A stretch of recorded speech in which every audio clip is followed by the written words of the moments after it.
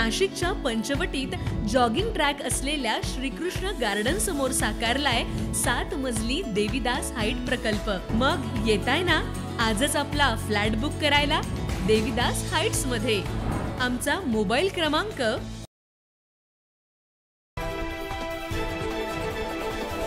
बकरी ईद आणि आगामी महापालिका निवडणुकींच्या पार्श्वभूमीवर नाशिक पोलिसांनी मोठी कारवाई केली आहे। परिमंडळ 2च्या कार्यक्षेत्रात रेकॉर्डवरील गुन्हेगारांवर नजर ठेवत धडक कोम्बिंग ऑपरेशन राबवण्यात आलं। कारवाईत 2 संशयितांना घातक हत्यारांसह अटक करण्यात आली। 4 जूनला सायंकाळी 7 ते 10 दरम्यान नाशिक शहरातील परिमंडळ 2 मध्ये विविध पोलीस ठाण्यांच्या हद्दीत कोम्बिंग ऑपरेशन राबवण्यात आलं। पोलीस आयुक्त संदीप कर्णिक यांच्या आदेशानुसार व पोलीस उपायुक्त मोनिका राऊत यांच्या मार्गदर्शनाखाली ही कारवाई झाली।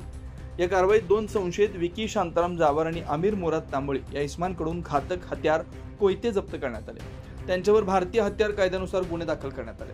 याशिवाय रेकॉर्डवरील 184 गुन्हेगारांची तपासणी करून चौकशीसाठी पोलीस स्टेशनमध्ये आणण्यात आलं। तसेच 63 तडीपार गुन्हेगार चेक करण्यात आले, मात्र हे मिळून आले नाहीत। सणाच्या पार्श्वभूमीवर कायदा व सुव्यवस्था अबाधित राहावी यासाठी पोलिसांनी टवाळखोरांवर ही कारवाई केली। 121 जणांवर महाराष्ट्र पोलीस कायदा कलम 112, 117 अंतर्गत कारवाई करण्यात आली। मनाई आदेशांचं उल्लंघन करणारे आणि गोवंश तस्करीत सहभागी असल्याची शक्यता असलेल्या 35 गुन्हेगारांची तपासणी करण्यात आली, मात्र ते सापडले नाही। या संदर्भात सविस्तर माहिती दिली आहे पोलीस उपायुक्त मोनिका राऊत यांनी।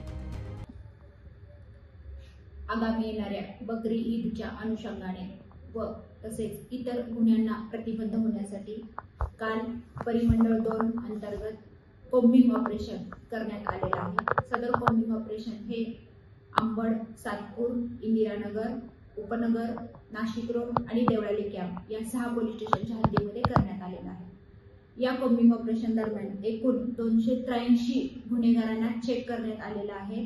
त्यांना पोलीस स्टेशनला आणून पुढची चौकशी या ठिकाणी करण्यात आलेली आहे। त्याच्यामध्ये 184 रेकॉर्डवरचे गुन्हेगार आहेत, 63 तडीपार केलेले आरोपी आहेत आणि तात्पुरते तडीपार केलेले 35 आरोपी या ठिकाणी चेक करण्यात आलेले आहेत। तसेच विकी शांताराम जावर आणि अमीर मुराद तांबोळी हे घातक हत्यारे स्वतःजवळ बाळगत असताना आढळून आले आणि त्यांच्यावरती 425 भारतीय हत्यार कायदा अन्वये कारवाई करण्यात आलेली आहे। सदर कारवाई करत असताना या परिमंडळांतर्गत दोन्ही एसीपी, सर्व पोलीस स्टेशनचे प्रभारी अधिकारी आणि डीबी स्टाफ यांनी ऍक्टिव्ह सहभाग घेतलेला आहे। असे कोम्बिंग ऑपरेशन परिमंडळ 2 अंतर्गत भविष्यात देखील चालू होणार आहे। नाशिकमध्ये बकरी ईद, अन्य सण, उत्सव आणि महापालिका निवडणुकीच्या पार्श्वभूमीवर पोलिसांची कारवाई अधिक तीव्र होणार आहे। पोलीस आयुक्त संदीप कर्णिक यांच्या मार्गदर्शनाखाली कोम्बिंग, ऑल आउट, नाकाबंदी सारख्या कारवायांमधून डिजिटल तंत्रज्ञानाचा वापर करत गुन्हेगारांवर वचक ठेवला जाणार आहे, अशी माहिती पोलीस उपायुक्त मोनिका राऊत यांनी दिली आहे। 9 न्यूज महाराष्ट्रासाठी साहिल बेलसरे, नाशिक।